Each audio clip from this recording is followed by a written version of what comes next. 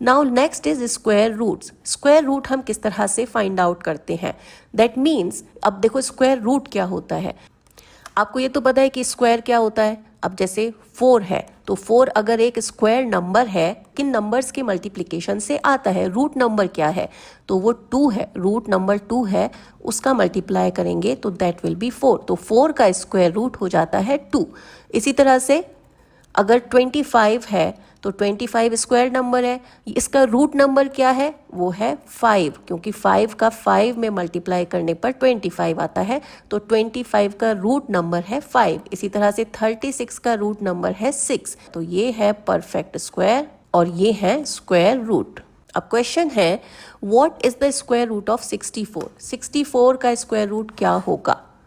अब 64 एक नंबर है, हमें पता है कि 64 को हम 8 टाइम्स 8 लिख सकते हैं, तो इसका स्क्वायर रूट हो जाएगा 8। लेकिन ये तो हमें याद है कि 64 को 8 टाइम्स 8 हम लिख सकते हैं। हमें ऐसे भी नंबर मिलेंगे जिनका हमें पता नहीं होगा कि स्क्वायर रूट क्या होगा, तो उस केस में हम स्क्वायर रूट किस तरह से फाइंड आउट करते हैं? तो अब देखो 64 है, हमें प्राइम फैक्टर्स पता है। अगर नहीं पता है तो यहाँ पर हम क्विकली उसको रिकैप कर लेते हैं। जैसे 64 है तो 64 को हम लिख सकते हैं, ये 2 और 32 का मल्टीप्लिकेशन है। अब 2 को हम आगे फर्दर ब्रेक नहीं कर सकते, 2 एक प्राइम नंबर है और 32 प्राइम नंबर नहीं है। 32 को हम ब्रेक कर सकते हैं, इसे हम लिख सकते हैं 2 टाइम्स 16। अगेन फिर 2 एक प्राइम नंबर है, लेकिन 16 प्राइम नंबर नहीं है। 16 को हम लिख सकते हैं 2 टाइम्स 8। तो अभी आप देखोगे फिर से 2 प्राइम नंबर हो गया, लेकिन 8 प्राइम नंबर नहीं है, इसे हम लिख सकते हैं 2 टाइम्स 4। अब यहाँ भी 2 प्राइम नंबर हो गया, लेकिन 4 प्राइम नंबर नहीं है, तो इसे हम लिख सकते हैं 2 टाइम्स 2। और अब आपके पास सारे नंबर प्राइम नंबर हो गए हैं। तो बेसिकली 64 को हम लिख सकते हैं ये वाला 2 टाइम्स ये 2 टाइम्स ये 2 टाइम्स ये 2 टाइम्स दिस 2 एंड दिस 2। हमने इसको प्राइम फैक्टर्स में डिवाइड कर लिया है। 64 के लिए हमें 2 को 6 टाइम्स मल्टीप्लाई करना होता है। अब इसमें हम पेयर्स बनाएंगे नंबर्स के। पेयर्स बनाएंगे तो देखो ये 2 और 2 का एक पेयर बन गया, ये 2 और 2 का एक पेयर बन गया, ये 2 और 2 का एक पेयर बन गया। दैट मीन्स यहाँ पर जो जितने भी प्राइम फैक्टर्स हमें मिले हैं उन्हें हम पेयरिंग कर सकते हैं। अगर यहाँ पर एक भी नंबर और एक्स्ट्रा होता तो 64 परफेक्ट स्क्वायर नहीं होता, लेकिन क्योंकि 64 के सारे प्राइम फैक्टर्स हैं और उनको हम पेयरिंग कर सकते हैं, तो 64 एक परफेक्ट स्क्वायर हो गया है। अब इसका रूट कैसे फाइंड आउट करेंगे? तो अब इस पेयर में से एक 2 हम ले लेंगे, इस पेयर में से एक 2 ले लेंगे और इस पेयर में से एक 2 ले लेंगे और इनका मल्टीप्लाई करोगे तो आंसर आ जाएगा 8। तो ये इसका स्क्वायर रूट हो जाएगा। तो 64 का स्क्वायर रूट इज 8। ये यहाँ पर आपको इसलिए लग रहा होगा लंबा मेथड की, क्योंकि 64 का आपको डायरेक्ट आंसर पता है, लेकिन अगर यहीं पर 225 हो या 625 हो तो आपको ये मेथड अच्छी तरह से यूज में आएगा। तो ये मेथड सबसे ईजी मेथड है ये फाइंड आउट करने के लिए कि कोई नंबर परफेक्ट स्क्वायर है या नहीं है और उसका स्क्वायर रूट कितना है। तो 64 का स्क्वायर रूट हो गया 8। अब देखो 8 का आप 8 में मल्टीप्लाई करते हो तो आता है 64, और -8 अगर नंबर होगा तो -8 का -8 में मल्टीप्लाई करोगे तो भी आएगा 64, क्योंकि माइनस माइनस प्लस हो जाएगा। तो इसीलिए 64 का स्क्वायर रूट क्या हो जाएगा? अब हमें नहीं पता है कि इनमें से कौन सा एक आंसर हो सकता है, तो इसीलिए हम दोनों आंसर लिख सकते हैं, 8 और -8।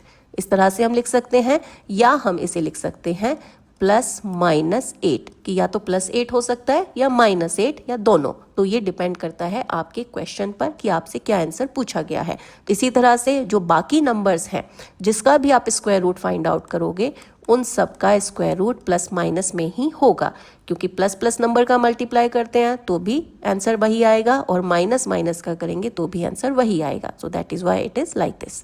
Now, so this same thing is shown here. The square root of any number is plus minus this. That is the square root. Now, next is given a number such as 576 or 327. How do we find out if it is a perfect square or not if it is a perfect square how can we find its square root. अगर हमें ये number दिए गए हैं 576 और 327, तो हम किस तरह से फाइंड आउट कर सकते हैं कि ये परफेक्ट स्क्वायर है या नहीं, और अगर परफेक्ट स्क्वायर है तो इनके स्क्वायर रूट क्या है। So let's do this question here. तो फर्स्ट नंबर है 576, ये इसे हम प्राइम फैक्टर्स में डिवाइड कर लेते हैं। तो ये 2 से डिवाइड हो जाता है, तो आप ट्री मेथड या डिवीजन मेथड, आप कोई भी मेथड यूज कर सकते हो।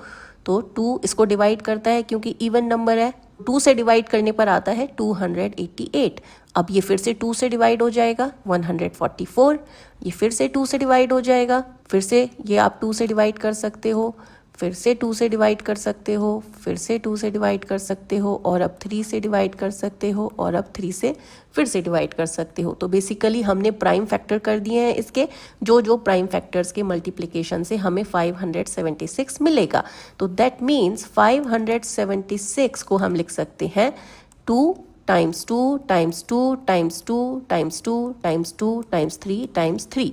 मेक पेयर्स, हमें पेयर्स बनाने हैं। अगर पेयर्स परफेक्टली बन गए तो ये स्क्वायर नंबर होगा। तो ये एक पेयर बन गया, ये 2 और 2 का एक पेयर बन गया, ये 2 और 2 का, और 3 और 3 का एक पेयर बन गया। यहाँ पे सिमिलर नंबर का पेयर बनेगा, वही होगा। तो अब देखो 2 और 2 का एक पेयर बन गया, तो दैट मीन्स स्क्वायर रूट में इसमें से 1 2 आ जाएगा। ये पेयर बन गया तो इसमें से एक आ जाएगा, ये वाला पेयर बन गया तो इसमें से एक आ जाएगा, और ये वाला पेयर बन गया तो इसमें से एक नंबर आ जाएगा। तो square root of 576 will be ±24। क्योंकि हम इसके प्राइम फैक्टर्स को परफेक्टली पेयर कर सकते हैं, तो दैट मीन्स ये परफेक्ट स्क्वायर है और हमें इसका स्क्वायर रूट भी मिल गया। Now let's come to the next number which is 327। अब इसके हम प्राइम फैक्टर्स कर सकते हैं। तो 327 के डिवीजन मेथड से हम प्राइम फैक्टर करेंगे, तो ये 3 से डिवाइड होगा, 2 से तो नहीं होगा। It is 109। अब 109 को क्या हम किसी नंबर से डिवाइड कर सकते हैं? नो, 109 को हम नहीं कर सकते, ये एक प्राइम नंबर है। तो आपको 327 के लिए जो प्राइम फैक्टर मिले हैं वो है 3 एंड 109। अब इसमें किसी भी नंबर की पेयरिंग नहीं हो रही है, तो इसीलिए इसका स्क्वायर रूट कोई होल नंबर नहीं होगा। ये आपको आगे मेथड सिखाया जाएगा कि 327 का स्क्वायर रूट हम किस तरह से फाइंड आउट कर सकते हैं। Next is find whether 1156 and 2800 are perfect squares using prime factorisation. Prime factorisation से आपको फाइंड आउट करना है कि नंबर 1156 प्राइम फैक्टर है या नहीं है, एक परफेक्ट स्क्वायर है या नहीं है। And similarly we have to do for 2800। अब देखो ये नंबर थाउजेंड्स में है, तो इसके लिए आपको, अगर आप डिवीजन मेथड करते हो या प्राइम फैक्टर फाइंड आउट करने की कोशिश करते हो, तो इसके लिए आपको काफ़ी टाइम लगने वाला है। तो इसके लिए हम क्या कर सकते हैं, तो इसी के लिए आपको ये पता होगा कि 30 का, अब हमने 1000 तक के स्क्वायर्स देखे हैं कि 1000 नंबर तक कौन कौन से स्क्वायर्स होते हैं। देखो 30 का स्क्वायर ये होता है 900, और 40 का स्क्वायर ये हो जाएगा 1600। अब ये नंबर इन दोनों के बीच में कहीं पर आता है। स्क्वायर रूट ऑफ 1156, इसका स्क्वायर रूट 30 से बड़ा होगा और 40 से छोटा होगा, और ज़्यादा करके 30 की रेंज में होगा। तो अब देखो लास्ट में 6 है, तो लास्ट में 6 क्या होता है, जब 4 का 4 में मल्टीप्लाई हो रहा हो या 6 का 6 में मल्टीप्लाई हो रहा हो। अब 30 का स्क्वायर तो हमें पता है कि 900 है, तो या तो हम 34 का स्क्वायर फाइंड आउट करें, और या फिर हम 36 का स्क्वायर फाइंड आउट करें। इन दोनों में से ही कोई एक हो सकता है। तो अगर 34 का आप 34 में मल्टीप्लाई करके देखते हो, दिस कम्स 1156। तो ये आपको एक आइडिया मिल गया, आपको एक रेंज मिल गई कि आपको कहाँ ट्राई करना है, और लास्ट के डिजिट से आपको आइडिया मिल गया कि आपको किस नंबर के लिए ट्राई करना है। तो 1156 एक परफेक्ट स्क्वायर है, और उसका स्क्वायर रूट क्या है, ±34। तो इस तरह से ये हमने एक रेंज के थ्रू फाइंड आउट किया है। इसी तरह से जो नेक्स्ट नंबर है दैट इज 2800। अब देखो इसमें लास्ट में 2 जीरोस हैं, तो दैट मीन्स इसका जो स्क्वायर रूट है, हमने पिछले वीडियो में देखा था कि लास्ट में 2 जीरोस होंगे जब आप किसी ऐसे नंबर का स्क्वायर फाइंड आउट करोगे जिसमें ऑलरेडी एक जीरो होगा, जैसे कि 10 का 10 में मल्टीप्लाई करोगे तो इट विल बी 100, तो तभी लास्ट में 2 जीरोस आएंगे। तो इसको आप इस तरह से भी ब्रेक कर सकते हो कि 28 टाइम्स 100। अब 100 तो एक परफेक्ट स्क्वायर है, लेकिन क्या 28 परफेक्ट स्क्वायर है? 28 परफेक्ट स्क्वायर नहीं है। लेकिन 28 को क्या लिख सकते हैं? 28 को हम लिख सकते हैं 2 टाइम्स 7। ये 2 2 ज़ा 4, 4 7 ज़ा 28। अब जो पेयरिंग हो रही है वो केवल 2 और 2 की हो रही है, 7 इज नॉट अ पेयर। अब क्योंकि पेयरिंग भी कंप्लीट नहीं है, तो अगर हम प्राइम नंबर के मेथड से देखें तो ये परफेक्ट स्क्वायर नहीं है। तो जैसे जैसे आप प्रैक्टिस करोगे, आपको रेंज के थ्रू, आपको प्राइम फैक्टर के थ्रू आइडिया लग जाएगा कि कोई नंबर परफेक्ट स्क्वायर है या नहीं है। Aribam and Bijoy play a game. Ariram और बिजू एक गेम खेलते हैं। One says a number and the other replies with its square root. Aribam एक नंबर बोलेगा और बिजॉय उसका स्क्वायर रूट बोलेगा। अगर अरिबाम कहता है 100 तो बिजॉय बोलेगा 10, क्योंकि 10 100 का स्क्वायर रूट है। अरिबाम सेज 25, बिजॉय क्विकली रेस्पॉन्ड्स विद 5, क्योंकि 25 का स्क्वायर रूट है 5। नाउ बिजॉय सेज 81, बिजॉय ने 81 बोला। अब बिजॉय ने स्क्वायर नंबर बोला है और अरिबाम ने 9 बोला है, तो अरिबाम ने उसका स्क्वायर रूट बोल दिया है। अब गेम चल रहा है। अरिबाम सेज 250, अरिबाम ने बोला 250, लेकिन बिजॉय इसका आंसर नहीं दे पाया कि ये परफेक्ट स्क्वायर है या नहीं। Aribam asks Bijoy if he can at least provide a number that is close to square root of 250. अगर कोई ऐसा नंबर अरिबाम बता दे जो 250 के क्लोज हो और एक स्क्वायर हो, तो वो नंबर कौन सा है जो 250 के क्लोज है और स्क्वायर है? वो है 225, जो कि 15 का स्क्वायर है। 15 का आप 15 में मल्टीप्लाई करते हो तो आता है ये नंबर। अब 250, इसका स्क्वायर रूट कैसे निकाला जा सकता है? अब देखो, ये तो हमें पता है ये नंबर परफेक्ट स्क्वायर नहीं है। कैसे परफेक्ट स्क्वायर नहीं है? क्योंकि 250 इसको आप लिख सकते हो 25 टाइम्स 10, और अब 25 के प्राइम फैक्टर्स हो जाएंगे 5 टाइम्स 5, और 10 के प्राइम फैक्टर्स हो जाएंगे 2 टाइम्स 5। तो अगर आप पेयरिंग करते हो तो 5 का एक पेयर बन गया, लेकिन 2 का कोई पेयर नहीं है, 5 का कोई पेयर नहीं है, तो ये नंबर एक परफेक्ट स्क्वायर नहीं है। ये तो यहाँ पर क्लियर हो गया है। लेकिन अगर परफेक्ट स्क्वायर नहीं है, हो सकता है इसका आंसर हमें डेसिमल में ही मिले, तो भी हम वो रेंज कैसे फाइंड आउट करेंगे जिनका ये परफेक्ट स्क्वायर हो सकता है? तो 1 से 20 तक के जो स्क्वायर नंबर्स आपने याद किए हैं यहाँ पर वो काम आएगा। जैसे 15 का स्क्वायर होता है 225 और 16 का स्क्वायर होता है 256।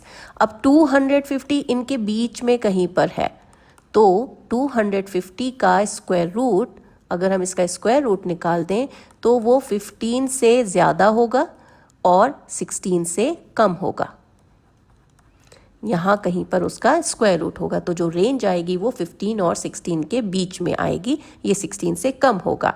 तो इस तरह से आप एक एस्टीमेट कर सकते हो कि कोई नंबर स्क्वायर रूट उसका कितना होगा, किस रेंज में होगा। ये आपको आगे क्वेश्चंस में काम आएगा।